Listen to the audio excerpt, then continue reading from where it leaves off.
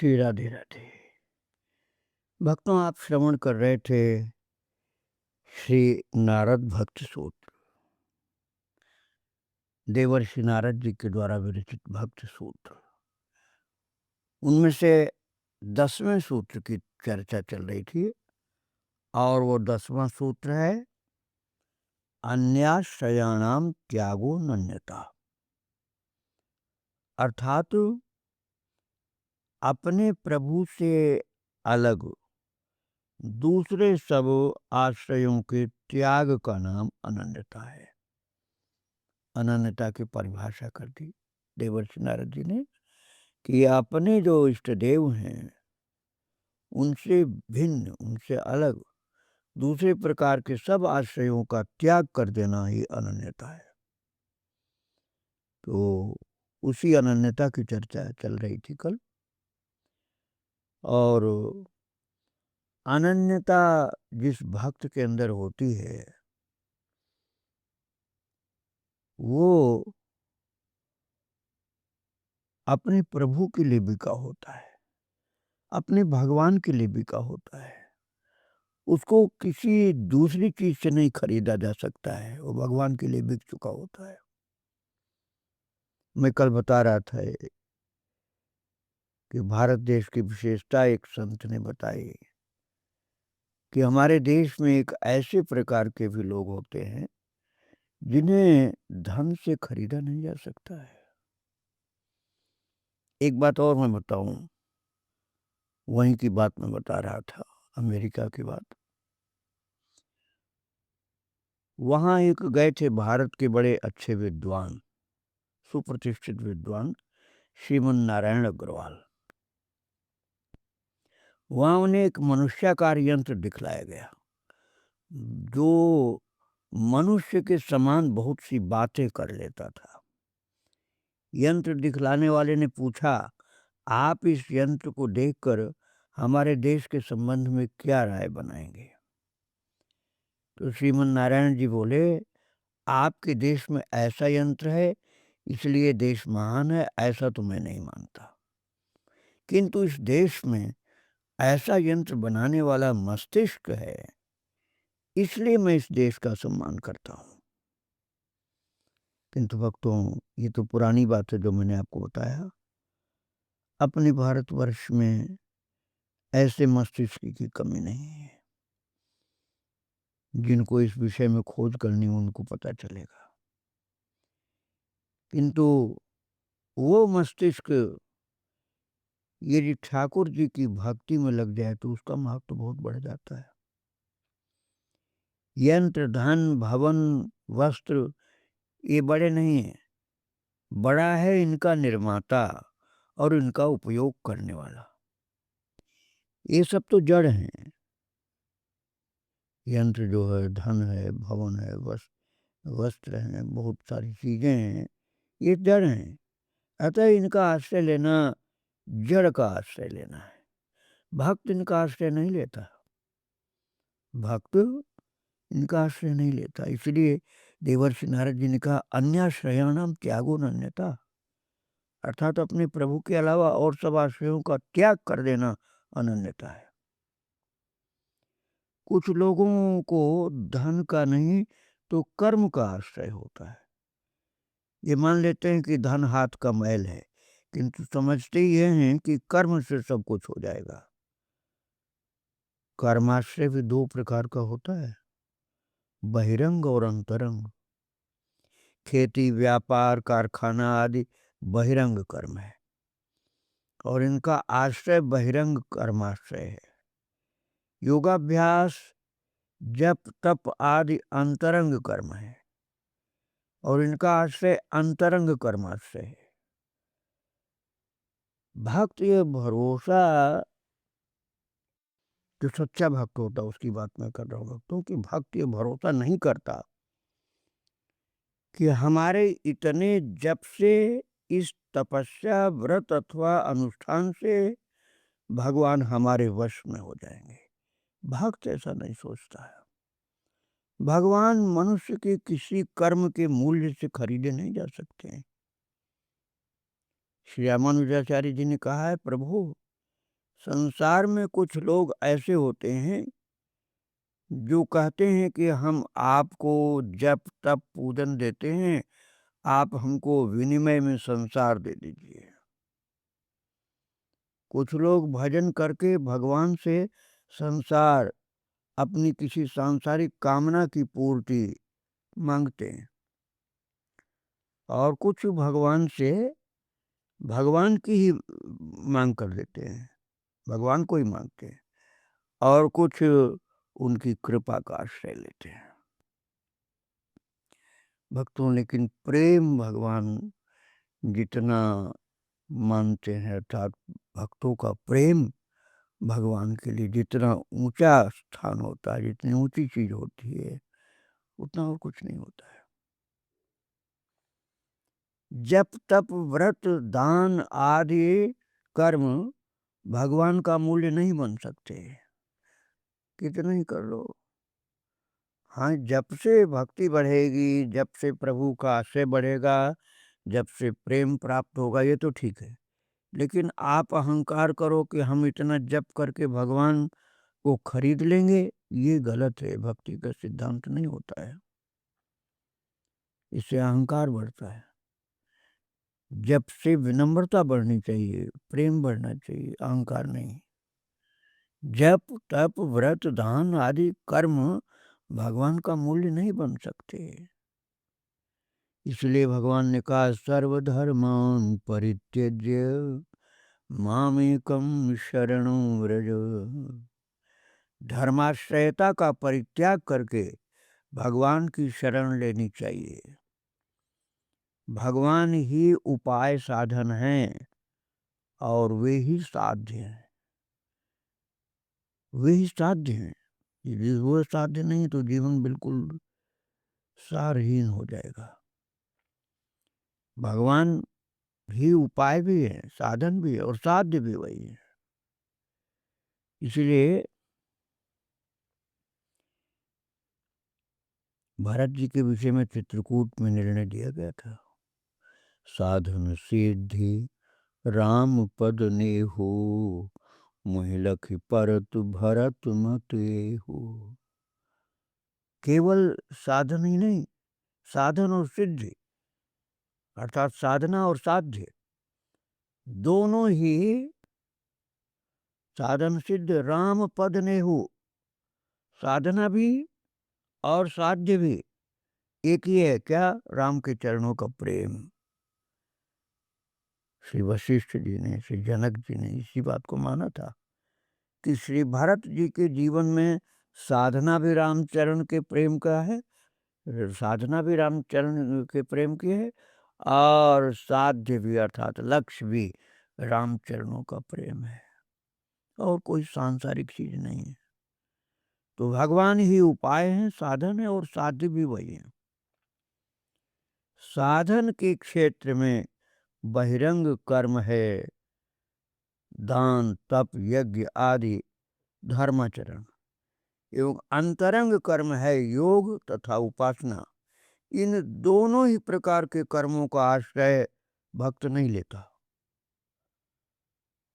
कुछ लोग देवता का आश्रय लेते हैं, जैसे ब्रज के गोप वर्षा के लिए इंद्र का आश्रय लेते थे। कृष्ण के अवतार के पहले ब्रजवासी लोग वर्षा के लिए इंद्र का आश्रय लेते थे। भगवान ने उस नासमझी को दूर करके भगवत भक्ति में लगा दिया।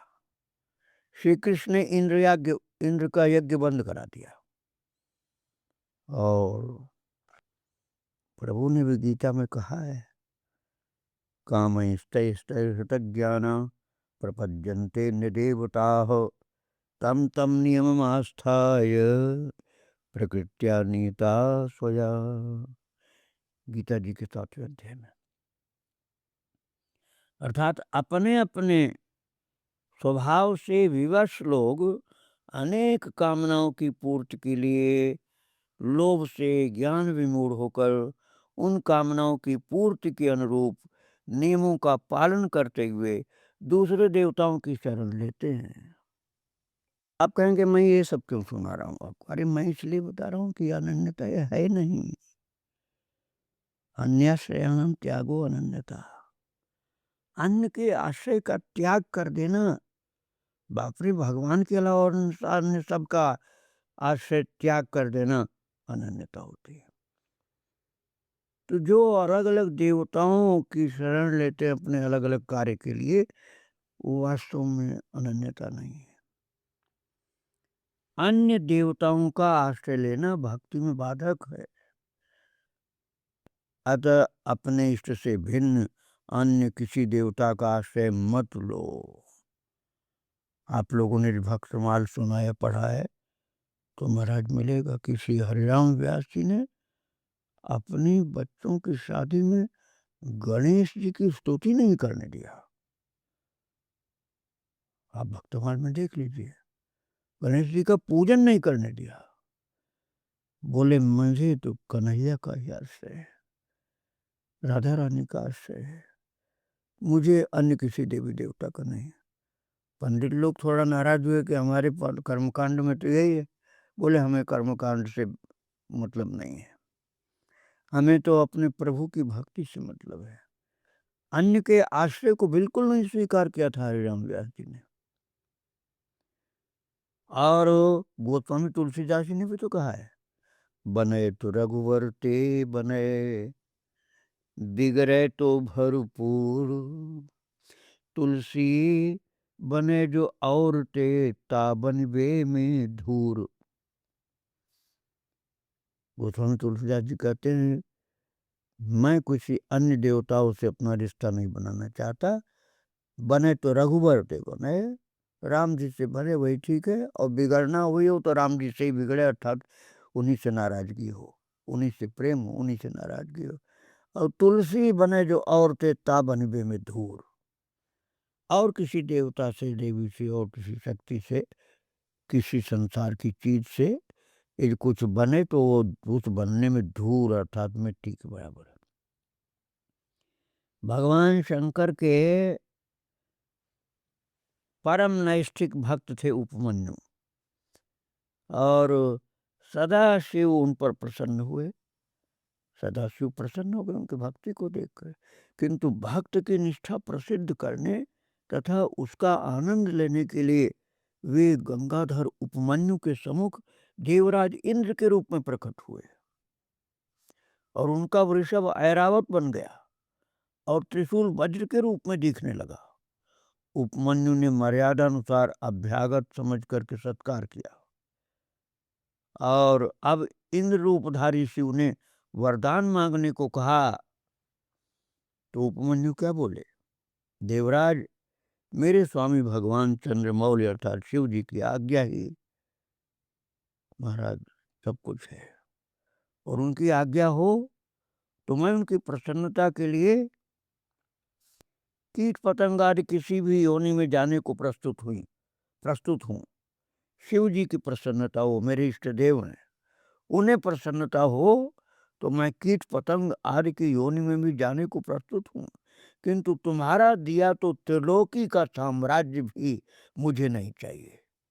मेरे इष्ट देव, मेरे प्रभु जो हैं भोले भाले शिव जी महाराज, उन्हीं की प्रसन्नता मेरा अभीष्ट है। भले उनकी प्रसन्नता के लिए मुझे निकृष्ट योनि में जाना पड़े, और आप दोगे तो मुझे त्रिलोकी का साम्राज्य भी नहीं चाहिए, अर्थात इंद्र से कुछ नहीं चाहिए। भले वो ज़्यादा कीमती चीज़ दे रहे हो और शिव जी कम कीमत की चीज़ दे रहे हो, तब भी शिव जी का ही दिया हुआ उनको अभीष्ट है, क्योंकि वो शिव जी के भक्त थे उपमन्यु। उन्होंने कहा मुझे मेरे इष्ट का ही चाहिए आश्रय, अन्य किसी का नहीं। बोले बाबा, इस निष्ठा से संतुष्ट हो करके अपने त्रिनयन भुजंग भूषण गंगाधर नीलकंठ रूप में प्रकट हो गए। अर्थात उन्होंने दिखला दिया कि मैं ही था जो तेरी परीक्षा ले रहा था, तेरा आश्रय सच्चा है, अर्थात अपने प्रभु का आश्रय ही सच्चा होता है। इधर उधर भटकना नहीं चाहिए। ऐसा नहीं कि जहाँ फायदा दिखे वहीं पूजा करने चल पड़े ना, अपने प्रभु का ही आश्रय लेना चाहिए, दूसरे का नहीं लेना चाहिए। बात को भक्त देवर्षि नारद जी के शब्दों में अन्याश्रयाणाम त्यागो अनन्यता, इस बात को स्वीकार करके जीवन में प्रभु का आश्रय ही केवल ग्रहण करता है। कभी भी लोभ लालच में दूसरे के आश्रय में नहीं वो जाता, न खींचता है, न स्वीकार करता है, न उधर आकर्षित होता है। तो इस विषय पर और चर्चा कल की जाएगी भक्तों। आज प्रभु को, देवर्षि नारद जी को, भगवान के सब भक्तों को प्रणाम करके ही विराम दे रहा हूँ। श्री राधे राधे, जय जय श्री राधे श्याम, जय जय श्री सीताराम। वृंदावन बिहारी लाल की जय, राधा रानी की जय। श्री राधे राधे, श्री राधे राधे। भक्तों, आप श्रवण कर रहे थे श्री नारद भक्त सूत्र, देवर्षि जी के द्वारा विरचित सूत्रों में से 10वां सूत्र चल रहा था, अन्याश्रयाणाम त्यागो नन्यता, अर्थात अपने प्रीतम भगवान को छोड़ करके अन्य समस्त आश्रयों के त्याग का नाम अनन्यता है।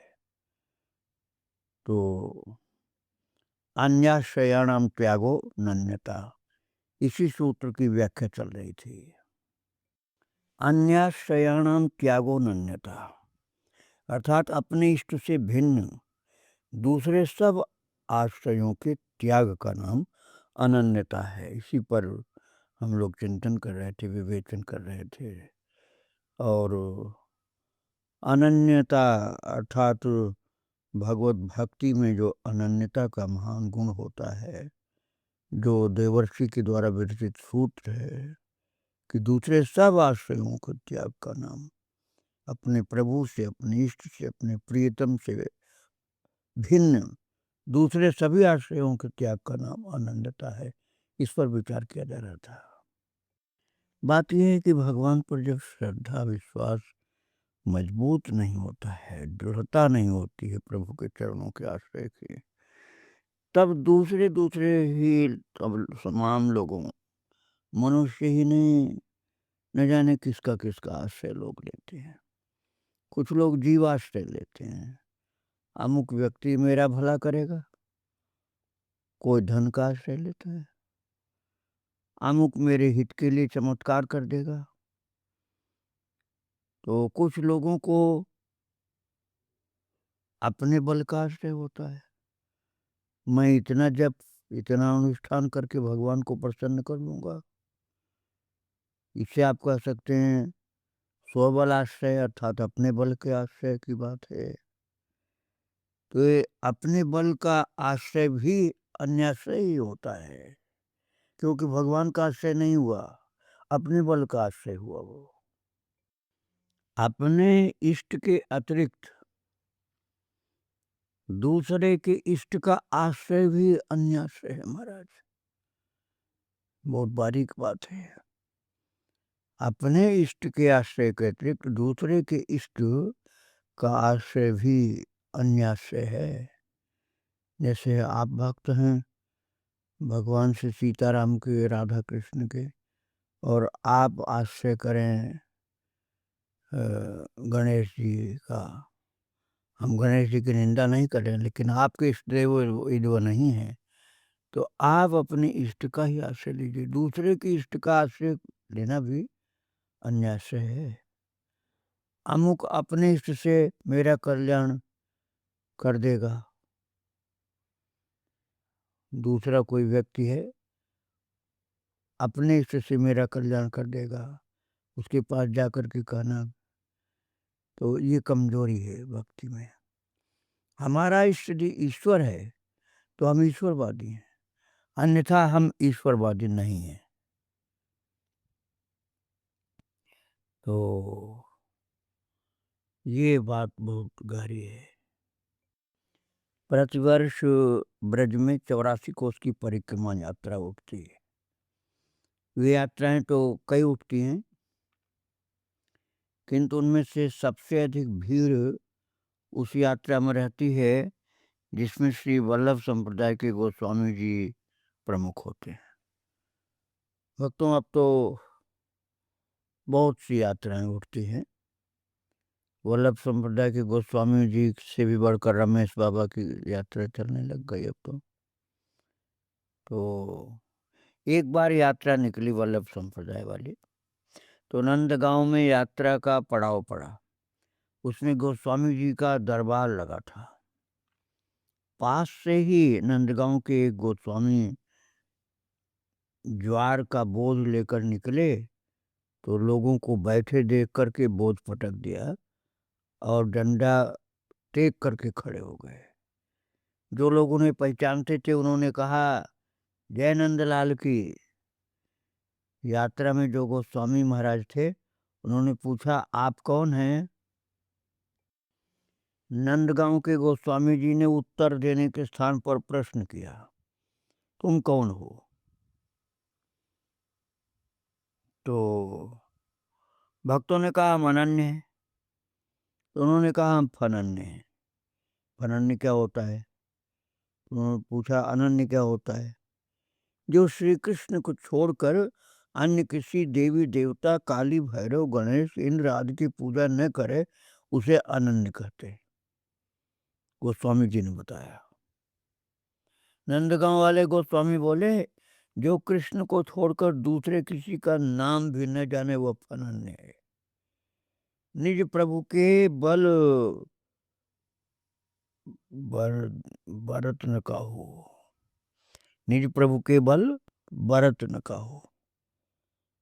अपने ठाकुर जी के बल के भरोसे और किसी का कुछ भी नहीं समझना। इसमें प्रबल मनोबल है। भक्त की ये सुदृढ़ मनस्थिति है। ऐसा मत समझना कि कोई सामान्य बात है। भक्त के प्रबल मन का ये बल है, सुदृढ़ मनस्थिति है। उसे शिथिल करने वाला कोई शक्ति, कोई शिथिल करने की कोई शक्ति नहीं होती संसार में। भगवान ने गीता जी में कहा है, अनन्य चेता सततम यो मां स्मरति नित्यशः तस्याहं सुलभः पार्थ नित्य युक्त योगिनः। गीता जी के 8वें अध्याय 14वां श्लोक। अनन्य चेता सततम यो मां स्मरति नित्यशः तस्याहं सुलभः पार्थ नित्य युक्त योगिनः। भगवान ने इसको योगी बताया महाराज। जो भगवान से अनन्य चित्त से नित्य संयुक्त रहता है, भले उसको योग का कोई भी सूत्र नहीं पता हो, योग की क्रिया नहीं मालूम हो, भले उसको कोई योगासन, प्राणायाम, धारणा, ध्यान कुछ भी नहीं हो, प्रत्याहार आदि का भी उसको पता नहीं हो, लेकिन वो भी अनन्य चित्त होकर के निरंतर भगवान को स्मरण करता हुआ भगवान से युक्त है, तो प्रभु कहते हैं वो योगी है। और उसके लिए मैं सुलभ हूँ। अर्जुन, जो अनन्य चित्त होकर के नित्य मेरा स्मरण करता है वो तो मुझसे नित्य युक्त योगी है। उसके लिए मैं सुलभ हूँ। सुलभ का तात्पर्य मैं सदा उसके लिए पास में हूँ, बिल्कुल दूर नहीं हूँ, सदा उसके पास में हूँ। अब यहाँ अनन्य का अर्थ है ये है कि प्रभु की प्राप्ति में उनकी कृपा, करुणा, उनका वात्सल्य जो होता है उसके अतिरिक्त और भी कोई साधन है, इस पर आस्था ही नहीं रखना। अर्थात भगवान की कृपा, भगवान की करुणा, भगवान का वात्सल्य जो है वही केवल उसके साधन होता है, और कोई साधन वो नहीं सोचता है। अब जो वेदांती होते हैं महाराज, वो तो ज्ञान के आश्रय कोई सत्य मानते हैं, ज्ञानाश्रयी होते हैं। और किंतु सच्चा ज्ञान तो महाराज प्रभु का स्वरूप ही है। सच्चा ज्ञान वहाँ होता है जहाँ कोई मान न रह जाए। ज्ञान मान जहाँ एक नहीं। वो स्वामी तुलसीदास जी ने तो साफ कर दिया भैया, जे ज्ञान मान विमत्त तव भव हरनि भक्ति न आदरी, ते पाए सुर दुर्लभ पदादपि परत हम देखत हरि। तुलसीदास जी ने कहा कि जो ज्ञान के मान में विमत्त हैं, जिन्होंने भवहरण भक्ति का आदर नहीं किया, वे सुर दुर्लभ बड़े बड़े पद पा करके भी पतित होते हैं, ऐसा हमने देखा है। जे ज्ञान मान विमत्त तब भव हरनि भक्ति न आदरी, ते पाई सुर दुर्लभ पदादपि परत हम देखत हरि। तो ये है अनन्यता की बात भक्तों। भागवत जी में भी कहा गया है ये बात कही गई भागवत जी में भी कि हे कमल लोचन, जो दूसरे अर्थात भक्तों से भिन्न अपने को विमुक्त मानने वाले हैं, उनकी बुद्धि आप में भक्ति भाव न होने से शुद्ध नहीं होती। अतः बड़े कष्ट से परम पद के मार्ग पर आरूढ़ होकर भी वे नीचे गिर जाते हैं, क्योंकि उन्होंने आपके चरणों का समादर नहीं किया। भगवान में भाव न होने से अंतःकरण की शुद्धि नहीं हुई। अंतःकरण को सहारा चाहिए। जैसे चलते समय मनुष्य एक पैर जमा कर तब दूसरे पैर को आगे बढ़ाता है, यदि पैर जमाए बिना ही दूसरा पैर उठा दे तो गिर पड़ेगा। उसी प्रकार से पहले भगवान को पकड़ो तब संसार को छोड़ो महाराज। संसार को ही छोड़ दिया, भगवान को पकड़ा नहीं तो डामाडोल पोजीशन हो जाएगी, संभल नहीं पाओगे। बिना भगवान को पकड़े संसार को छोड़ना तो चाहो भी तब भी संसार नहीं छूटेगा। लोग घर छोड़ करके साधु होते हैं, पर वहां भी यदि भगवत आश्रय मजबूत नहीं हुआ तो फिर भी संसार में लग जाएंगे वो। और माला पर भगवान नाम गिनते रहें, भजन करते रहे तब तो ठीक है, नहीं तो फिर तो संसार पीछे पड़ेगा और उसी में घुसेंगे। लोग घर द्वार छोड़ करके वृंदावन वास करने आ गए, लेकिन भक्ति में मजबूती नहीं रही तो संसार में फिर फंस जाते हैं। ईश्वर को नहीं पकड़ोगे तो जहां कहीं भी जाओगे वहां संसार तुम्हारे साथ लगा रहेगा। काम क्रोध लोभ मोह आदि आज्ञा पालक नहीं है कि तुम आज्ञा दोगे तो वो तुम्हारे चित्त से चले जाएंगे। इनके लिए तो चित्त में स्थान ही रिक्त मत रहने दो। तो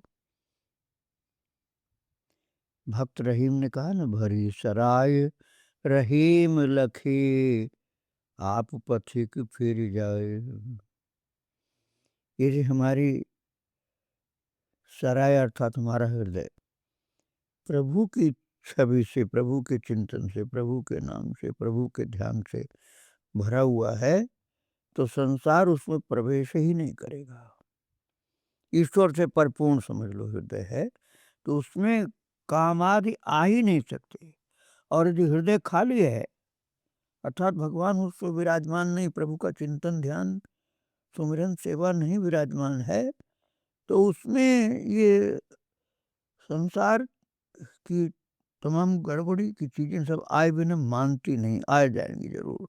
इसलिए पहले प्रभु को उसमें स्थान देना पड़ेगा, तभी संसार के दोष का प्रवेश नहीं होगा उसमें।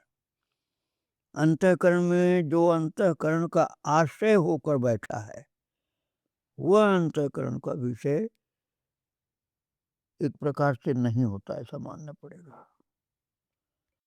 केवल भगवान ही अंतःकरण में बैठे, केवल भगवान का नाम रूप लीला धाम, ये भगवान का अपने अंतःकरण में यदि हम प्रभु कृपा से, गुरु कृपा से, आत्म कृपा से बैठा पाए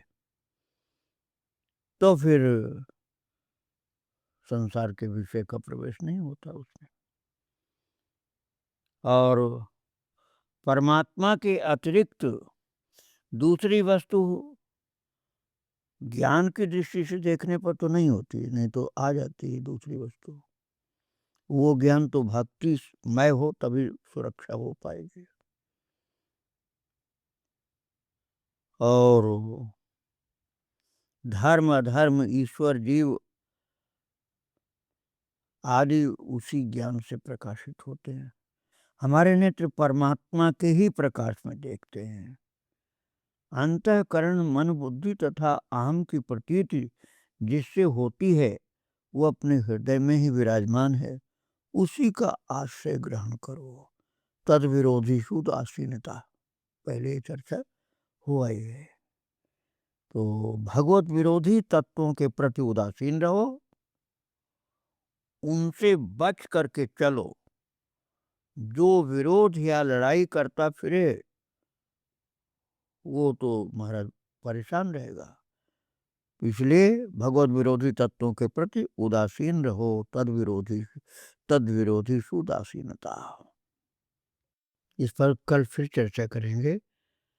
आज प्रभु को, उनके भक्तों को, देवर्षि नारद जी को प्रणाम करके यहीं विराम दे रहा हूँ। श्री राधे राधे। जय जय श्री राधे श्याम। जय जय श्री सीताराम। वृंदावन विहारी लाल की जय। राधा रानी की जय। श्री राधे राधे। श्री राधे राधे।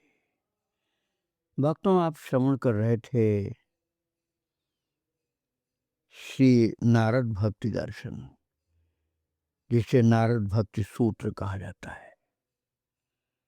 नारद भक्ति सूत्र जो 84 सूत्र हैं मानवों के लिए, मनुष्य साधकों के लिए, उनमें से 10वें सूत्र की चर्चा चल रही थी। अन्याश्रयाणाम त्यागो नन्यता, अर्थात अपने प्रियतम अर्थात अपने प्रभु, अपने इष्ट देव को छोड़कर दूसरे आश्रयों के त्याग का नाम अनन्यता है। ये आप श्रवण कर रहे थे। और इसके पहले हमने सूत्र जो लिया था अपने विवेचन में, वो था 9वां सूत्र। वो था तस्मिन अनन्यता तद विरोधी सुदासीनता। तस्मिन अनन्यता तद विरोधी सुदासीनता। अर्थात उस प्रियतम भगवान में अनन्यता और उसके प्रतिकूल विषय में उदासीनता को भी निरोध करते हैं। अब वो अनन्यता की परिभाषा देवर्षि नारद जी कर रहे हैं 10वें सूत्र में कि अन्याश्रयाणाम त्यागो अनन्यता, अर्थात अपने प्रभु को छोड़कर दूसरे आश्रयों के त्याग का नाम अनन्यता है। तो हम कल चर्चा कर रहे थे दूसरे के आश्रय के त्याग का नाम अनन्यता, इस पर विवेचन चल रहा था। और फिर हमने पिछले सूत्र को लिया, अर्थात 9वें सूत्र को, कि तद विरोधी सुदासीनता। तो तात्पर्य हुआ कि भगवत विरोधी तत्वों के प्रति उदासीन रहो। भगवत विरोधी तत्वों के प्रति उदासीन रहो, उनसे बच कर चलो। अर्थात न उनसे प्रेम करना, न उनसे राग, न द्वेष, न उनसे लड़ाई, न उनसे प्रेम, उनसे बचकर चलना। तद विरोधी सुदासीनता, ये जो 9वें सूत्र में कहा देवर्षि जी ने कि उसके प्रतिकूल विषय में उदासीनता। और अनन्यता की परिभाषा कर दिया कि अन्य के आश्रय का त्याग अनन्यता होता है। अब हम पिछला सा अर्थात 9वें सूत्र का वो शब्द ले रहे हैं, तद विरोधी उदासीनता, अर्थात भगवत विरोधी तत्वों के प्रति उदासीन रहो। ये उच्च कोटि के प्रेमी के लिए आवश्यक होता है भक्तों। भगवत विरोधी तत्वों के प्रति उदासीन रहना, न लड़ना, न उनसे प्रेम करना, न राग, न द्वेष, बचकर चलना। जो विरोध या लड़ाई करता फिरे वो तो विरोध करेगा, लड़ाई करेगा। महाराज वो प्रेमी नहीं हो सकता है। सबसे लड़ना भिड़ना ये प्रेम वाली बात नहीं है। और यही हानि है, बड़ा भारी दोष, अंधापन, जड़ता, जो मूर्खता है कि एक मुहूर्त या एक क्षण भी भगवान के चिंतन के बिना व्यर्थ खोया जाए, लड़ झगड़ करके टाइम बर्बाद कर दे, ठीक नहीं। एक संत ने एक दृष्टांत सुनाया था कि एक कुत्ते ने 100 मील की यात्रा करने का निश्चय किया। उसने सोचा 10 मील प्रतिदिन चलेंगे तो 10 दिन में पहुंच जाएंगे 100 मील। पर जैसे ही अपने गांव से दूसरे गांव पहुंचा, वहां के कुत्ते उसे काटने दौड़े। उसने पूंछ दबाई और भागा, तो गांव से बाहर तक खदेड़ करके वे कुत्ते लौट गए, वापस आ गए कुत्ते जो दौड़ा रहे थे उसको। इसी तरह से आगे के गांव में कुत्तों ने खदेड़ा तो वो उनको लड़ना भिड़ना नहीं चालू किया, उनसे लड़ता फिरता तब तो वहीं घायल होकर गिर जाता, फिर आगे नहीं जा सकता। उसने फिर वही पूंछ दबाई और भागा जोरों से और निकलता चला गया। इस प्रकार जाति बिरादरियों से, भाइयों से जो लड़ना झगड़ना था उससे बच गया। तो जाति भाइयों ने उसको सहायता कर दिया था, भागने में सहयोग मिल गया। रुकता लड़ता भिड़ता था तो बेकार हो जाता समय।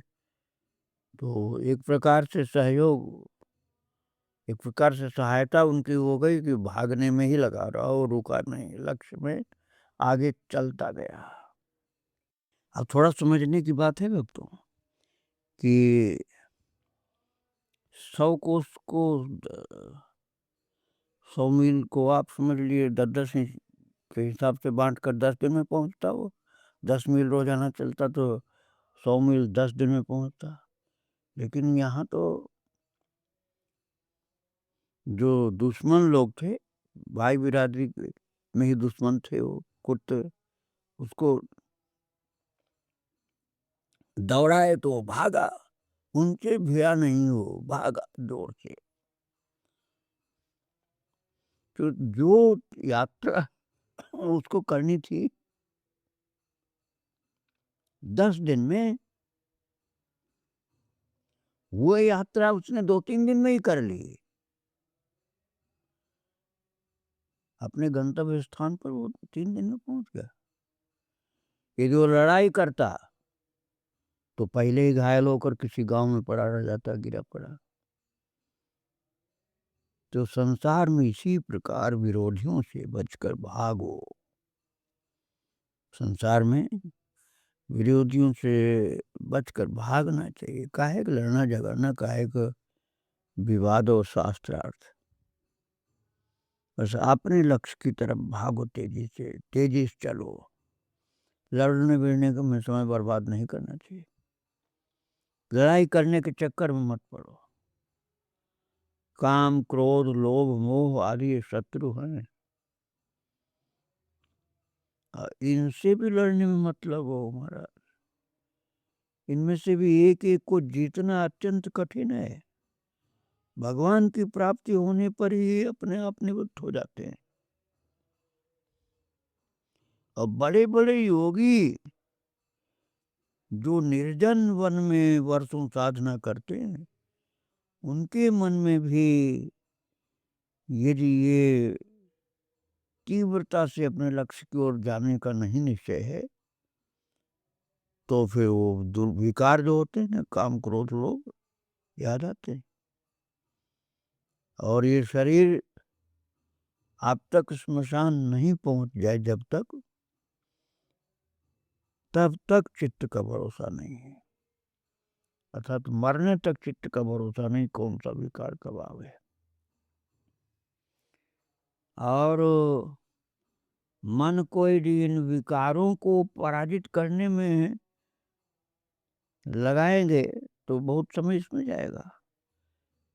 इसलिए पराजित करने में न लगाकर भगवान को ही पकड़ने में मजबूती से लगना चाहिए। अपना एक ही लक्ष्य कि भगवान की ओर हमको तेजी से भागना है।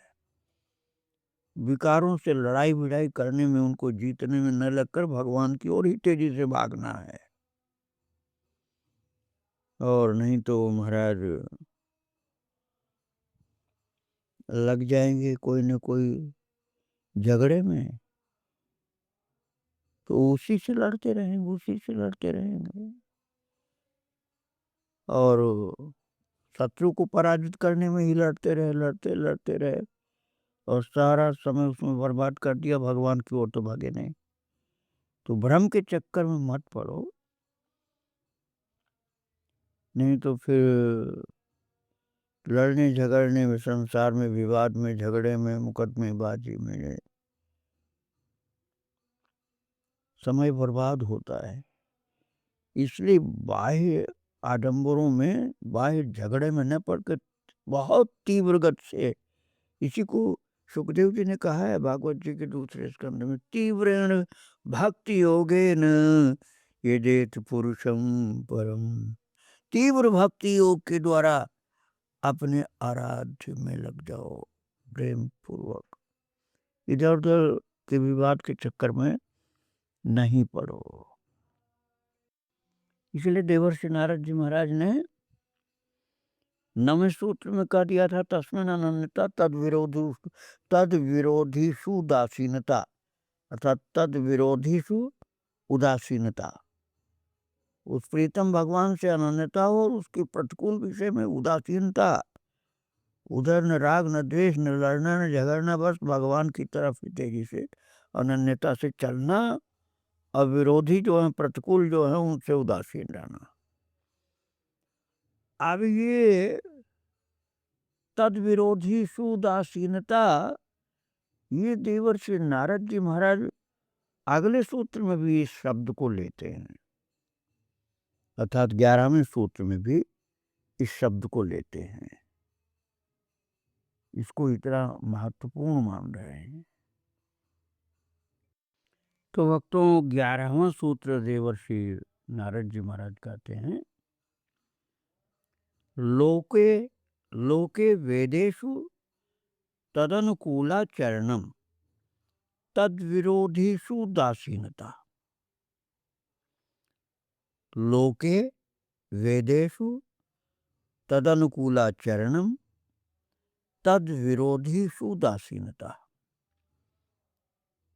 लोके अर्थात लौकिक, वेदेषु अर्थात वैदिक, अर्थात लौकिक और वैदिक कर्मों में, तदनुकूलाचरणम अर्थात भगवान के अनुकूल कर्म करना, और फिर कहते हैं तद विरोधीषु उदासीनता, अर्थात उसके प्रतिकूल विषय में उदासीनता है। क्या उदासीनता है तो उसके प्रतिकूल कर्म में? अरे ये नारद जी बिल्कुल साफ बोल रहे हैं कि लौकिक और वैदिक कर्मों में, लोके अर्थात लौकिक कर्मों में, वेदेषु अर्थात वैदिक कर्मों में, तदनुकूलाचरणम अर्थात अपने प्रभु के अनुकूल कर्म करना, चाहे लौकिक कार्य हो चाहे वैदिक कार्य हो, उन सब में अपने प्रभु अर्थात अपने भगवान, अपने इष्ट देव के अनुकूल ही कर्म करना। जो अपने प्रभु के लिए, चाहे लौकिक कार्य हो चाहे वैदिक कार्य हो, अपने प्रभु के अनुकूल कर्म करना ही क्या है? तद विरोधी उदासीनता, अर्थात उसके प्रतिकूल विषय में उदासीनता है। लौकिक वैदिक कर्म में भगवान के अनुकूल कर्म करना ही उसके प्रतिकूल विषय में उदासीनता है। ये सूत्र है 11वां। अब इस सूत्र को समझने का प्रयास करना हमको। देखो, अनन्य भाव से भागवतार्थ कर्म करने वाले के लिए भगवान के प्रतिकूल कर्मों का अपने आप ही त्याग हो जाता है। यही बात नारद जी कह रहे हैं। लोके वेदेषु तदनुकूलाचरणम, अर्थात लौकिक और वैदिक कर्मों में भगवान के अनुकूल कर्म करना ही तद विरोधी उदासीनता। अनन्य भाव से भगवदर्थ कर्म करने वाले के लिए भगवान के प्रतिकूल कर्मों का अपने आप ही त्याग हो जाता है। मतलब प्रतिकूल कर्मों को त्यागने के लिए प्रयास नहीं करना पड़ेगा, प्रतिकूल कर्मों को त्यागने के लिए प्रयास नहीं करना पड़ेगा। तो निगेटिव का महत्व नहीं देना है, पॉजिटिव का महत्व देना हमको। अर्थात चाहे लौकिक कर्म हो चाहे वैदिक कर्म हो, भगवान के अनुकूल ही करना है, तो अपने आप प्रतिकूल विषय में उदासीनता हो जाएगी। वैदिक या लौकिक कोई भी ऐसा कर्म हो, कोई भी ऐसा कर्म वो नहीं कर सकता जो भगवान के अनुकूल न हो। अर्थात भगवान के अनुकूल जो कर्म नहीं होगा, चाहे वो लौकिक कर्म हो चाहे वैदिक कर्म हो, वो भक्त नहीं करेगा। क्योंकि भगवान के अनुकूल लोके वेदेषु तदनुकूलाचरणम, चाहे लौकिक कर्म है चाहे वैदिक कर्म है, हमारे भगवान के अनुकूल है तभी हम करेंगे। बस सीधी बात एक ही है कि हमारे भगवान के अनुकूल है तो ही हम कर्म करेंगे, वो चाहे लौकिक हो चाहे पारलौकिक अर्थात वैदिक कर्म हो। यानी जिससे प्रेमा भक्ति की वृद्धि में सहायता न पहुंचे वो हमें नहीं करना। प्रेमा भक्ति की वृद्धि में सहायता न पहुंचे तो उस कर्म को हमें नहीं करना, चाहे वो लौकिक कर्म हो चाहे वैदिक कर्म हो। ये बात बताई गई है 11वें सूत्र में। इस पर चर्चा कल करेंगे। और तो आज प्रभु को, देवर्षि नारद जी को और सब भक्तों को प्रणाम करके यहीं विराम दे रहा हूँ। श्री राधे राधे, जय जय श्री राधे श्याम, जय जय श्री सीताराम। वृंदावन बिहारी लाल की जय, राधा रानी की जय। श्री राधे राधे, श्री राधे राधे। भक्तों, आप श्रवण कर रहे थे श्री नारद भक्ति सूत्र। देवर्षि नारद जी के द्वारा विरचित भक्ति सूत्रों में से 11वें सूत्र की चर्चा चल रही थी। और वो 11वां सूत्र है लोके वेदेषु तदनुकूलाचरणम तद विरोधीषु दासीनता। अर्थात लौकिक और वैदिक कर्मों में भगवान के अनुकूल कर्म करना और भगवान के अनुकूल कर्म करना ही उसके प्रति विषय में उदासीनता है। अर्थात तद विरोधी उदासीनता, जो भक्ति के प्रति, भगवान के प्रति प्रतिकूल विषय होते हैं, उसमें उदासीनता क्या है?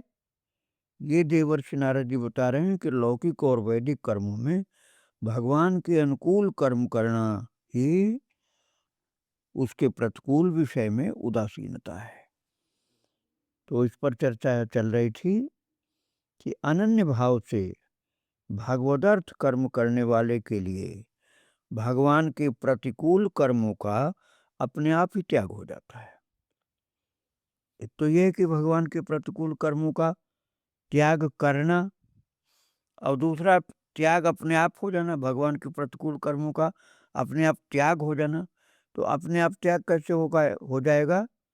जब अनन्य भाव से भगवदर्थ कर्म करने वाला कोई होगा, अर्थात केवल भगवान के लिए ही कर्म करेगा और उसी में ही लगा रहेगा, तो प्रतिकूल कर्मों का अपने आप त्याग हो जाएगा। जैसे आप यूँ समझिए कि जैसे प्रकाश में ही जो रहेगा तो अंधकार का अपने आप त्याग हो जाएगा। वैदिक या लौकिक कोई भी ऐसा कर्म वो नहीं कर सकता जो भगवान के अनुकूल न हो। अर्थात जिससे प्रेमा भक्ति की वृद्धि में सहायता न पहुंचती हो, ऐसा कर्म वो नहीं करेगा। प्रेमा भक्ति की वृद्धि में जो सहायता पहुंचती हो जिस कर्म से, वही कर्म करेगा। जो भगवत प्रेमी है उच्च कोटि का, वो भगवान की प्रेम भक्ति की वृद्धि में जो सहायता जिस कर्म से मिले वही करेगा। और जिस कर्म से सहायता न मिले, विरोध हो, वो अपने आप उससे फिर नहीं होगा, क्योंकि भगवान की भक्ति की वृद्धि में सहायता वाला ही करेगा, तो विरोध वाला अपने आप छूट जाएगा। तो पुत्र के लिए माता पिता की और पति पत्नी की और शिष्य के लिए गुरु की आज्ञा मानना वेद और लोक धर्म के अनुसार सर्वथा कर्तव्य है। परंतु उनकी आज्ञा भी यदि भगवत प्रेम से विरुद्ध है, तो प्रेमी भक्त कष्ट सहकर भी उसका त्याग कर देता है। जो कर्तव्य संसार में रहने पर, वो कर्तव्य भी वो नहीं करता है यदि भगवान के विरुद्ध हुआ है, क्योंकि उसके द्वारा अपने प्यारे के प्रतिकूल आचरण होना असंभव है। इसी बात के लिए प्रसिद्ध है तुलसीदास जी का पद, जब मीराबाई ने पूछा था कि मुँह को कहा उचित कर वो हो सो लिखियो समझाइए। तुलसीदास जी महाराज, मुझे क्या करना चाहिए, परिवार में रहना चाहिए कि छोड़ देना चाहिए?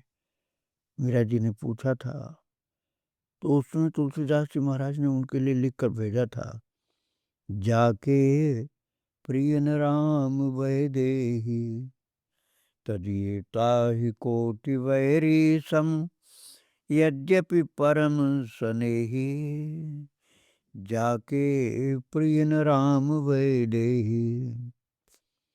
तुलसीदास जी ने लिखा था कि जिसको राम जी प्रिय नहीं है, वो भले ही परिवार का ही क्यों न हो, रिश्तेदार हो, परिवार का हो, उसको करोड़ों वैरी के समान त्याग दो। जिसको भगवान प्रिय नहीं, अर्थात जो नास्तिक है, भगवत विरोधी है, उसका त्याग कर दो। मीरा जी के लिए लिखा था। तो मीरा जी के लिए लिखने का मतलब कि हर विशेष प्रेमी भक्त, अर्थात प्रभु का जो सच्चा भक्त है, उसके लिए यही नियम है।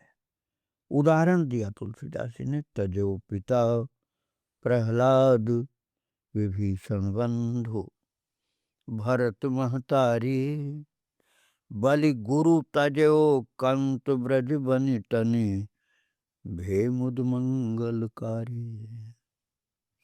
ना तो ने राम सोमनियत, सुहृद सुसेव्य जहाँ लो, अंजन कहा आँख जही फूटे, बहुतक कहूँ कहाँ लो।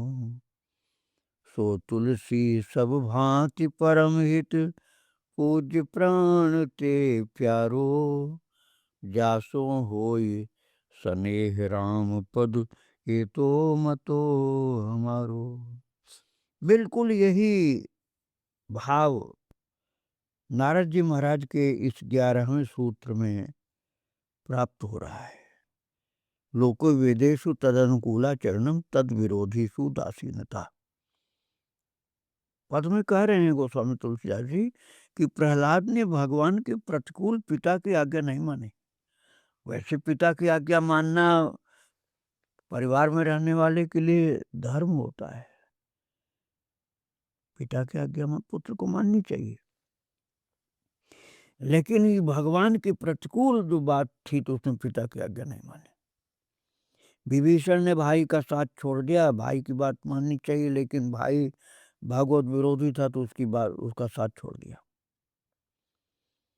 भरत जी माता जी की आज्ञा को टाल गए, जबकि माँ की बात को मानना चाहिए, लेकिन माँ की आज्ञा जो थी भगवत विरोधी थी, इसे नहीं माना। राजा बलि ने गुरु शुक्राचार्य की बात नहीं सुनी, और व्रज वनिताओं ने पतियों की आज्ञा पर ध्यान नहीं दिया, जबकि पति की आज्ञा पत्नी को माननी चाहिए। लेकिन देखा व्रज की गोपियों ने ये तो हमको भगवान के विपरीत चलाना चाहते हैं, तो उनकी बात नहीं माना। यही है तद विरोधी से उदासीनता। और ये सभी जगत के लिए कल्याणकारी हुए, वे मूल मंगलकारी। तो अब तो जो कर्म होते हैं, लौकिक कर्म, नित्य कर्म, नैमित्तिक कर्म, काम्य कर्म, निषिद्ध कर्म, इस कई प्रकार के कर्म होते हैं। तो इनमें जो निषिद्ध कर्म होता है, जैसे जो करना ही नहीं चाहिए, जैसे चोरी करना, मांस मदिरा आदि सेवन करना, गंदा आचरण करना, आज निषिद्ध कर्म तो सभी के लिए त्याज्य है ही। शास्त्रीय का कर्म जो होते हैं, सकाम, जो बंधन कारक होते हैं तथा जन्म मृत्यु के चक्र में होने वाले होते हैं, जो जिन्हें काम में कर्म कहा जाता है। तो उसको गीता जी में भगवान ने कहा, काम्यानाम कर्मणाम न्यासम। इस भगवत वचन के अनुसार त्याज्य हैं। रहे नित्य और नैमित्तिक कर्म, उनको लौकिक और वैदिक विधि के अनुसार फलाशक्ति छोड़कर केवल भगवान के आज्ञा के अनुसार भगवत प्रीत्यर्थ करना चाहिए। और भगवत प्रीत्यर्थ वही कर्म होते हैं जो भगवान के प्रति प्रेम बढ़ाने वाले हों।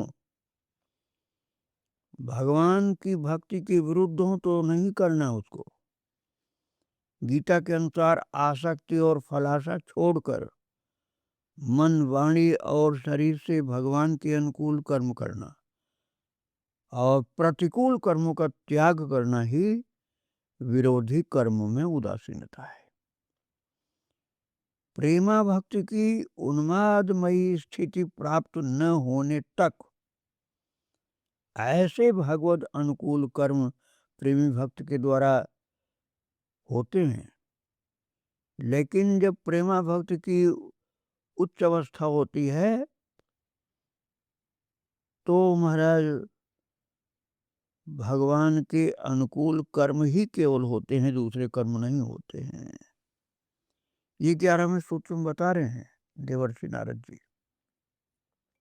भक्तों, हम जो 10वें सूत्र की चर्चा पहले कर चुके हैं, निरोध की बात, तो निरोध की द्वितीय परिभाषा में ये कहा गया है कि भगवान में अनन्यता और उनके एवं उनकी भक्ति के विरोधी तत्वों के प्रति उदासीनता भी निरोध है। इनमें से अनन्यता क्या है, ये 10वें सूत्र में बताया गया। और अब तद विरोधियों में उदासीनता क्या है, ये इस 11वें सूत्र में देवर्षि नारद जी स्पष्ट कर रहे हैं। लोक वेदेषु तद अनुकूलाचरणम तद विरोधीषु उदासीनता। अन्य श्रेयणम त्यागो इति अनन्यता पहले आप सुन चुके हैं, अर्थात अन्य के आश्रय का त्याग कर देना वह अनन्यता है, यह आप पहले सुन चुके हैं। और 10वें सूत्र में बात बताई जा चुकी है अनन्यता की। अब तद विरोधियों में उदासीनता क्या है, इस 11वें सूत्र में स्पष्ट कर रहे हैं कि लोक व्यवहार में, अर्थात लोकेशु वेदेशु, लोक व्यवहार में और वेदेशु अर्थात शास्त्रीय कर्मों में भगवान एवं भक्ति के अनुकूल आचरण करना ही भागवत विरोधी व्यवहारों के प्रति उदासीन रहना है। उदासीन रहना अर्थात राग द्वेष दोनों नहीं। और इसको हम स्पष्ट कर रहे हैं, करना वो जिससे भगवान प्रसन्न हो। भक्त के लिए अश्वमेध, राजसूय यज्ञ ये सब करना आवश्यक नहीं होता। और ऐसा कोई कार्य भक्त को करना भी नहीं चाहिए जिसमें भजन छूट जाता हो। ऐसा कोई यज्ञ बता दिए, लो ये यज्ञ करो, ये कर्म करो, और भजन छूट गया उससे, वो कर्म भजन जो भजन छुड़ा रहा वो कर्म नहीं करना चाहिए। कुछ लोग परोपकारी होते हैं, तो परोपकार गलत नहीं होता, लेकिन ऐसा परोपकार नहीं करने से एक भजन ही छूट जाए। इसलिए देवर्षि नारद जी कहते हैं तद विरोधीषु उदासीनता। तो जो कार्य भले ही वो लौकिक हो चाहे वैदिक हो, उसको ये जो भजन छुड़ाने वाला कार्य है तो उसके प्रति उदासीन हो जाना चाहिए। अब उदासीन वाली बात हम थोड़ा सा और समझाने की कोशिश करते हैं आपको। उदासीन का क्या अर्थ होता है? उत आसीन,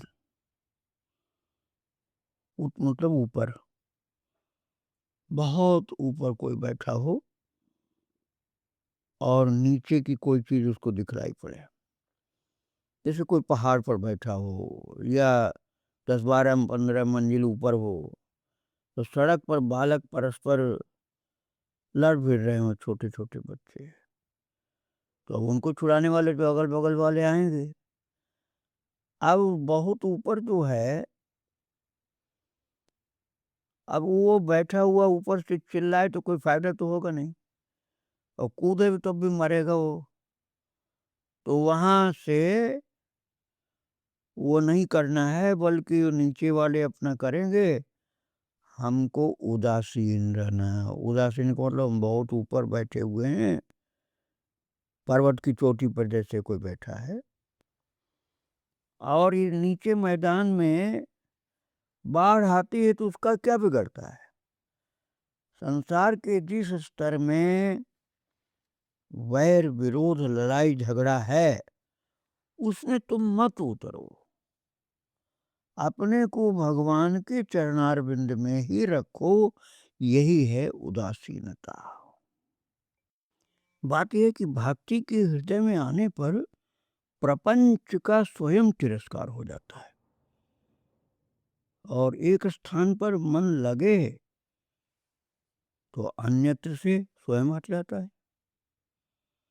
अतएव या तो योगाभ्यास अथवा वेदांत चिंतन से आत्माकार वृत्ति बनाता है, लेकिन भक्ति के द्वारा वृत्ति को भगवदाकार कर लिया, प्रभु की सेवा में संलग्न हो गया, प्रेम की अधिकता में, तो महाराज संसार की मिथ्या उसको समझने की जरूरत नहीं है। वो भगवान के प्रेम में संलग्न, भगवान के अनुकूल कर्म कर रहा है, तो वैराग्य उसका अपने आप हो जाता है। ये बता रहे हैं देवर्षि महाराज। उस विषय को आगे हम फिर विवेचन करेंगे। आज प्रभु को और उनके भक्तों को प्रणाम करके यहीं विराम दे रहे हैं। श्री राधे राधे। जय जय श्री राधे श्याम, जय जय श्री सीताराम। वृंदावन बिहारी लाल की जय, राधा रानी की जय। श्री राधे राधे।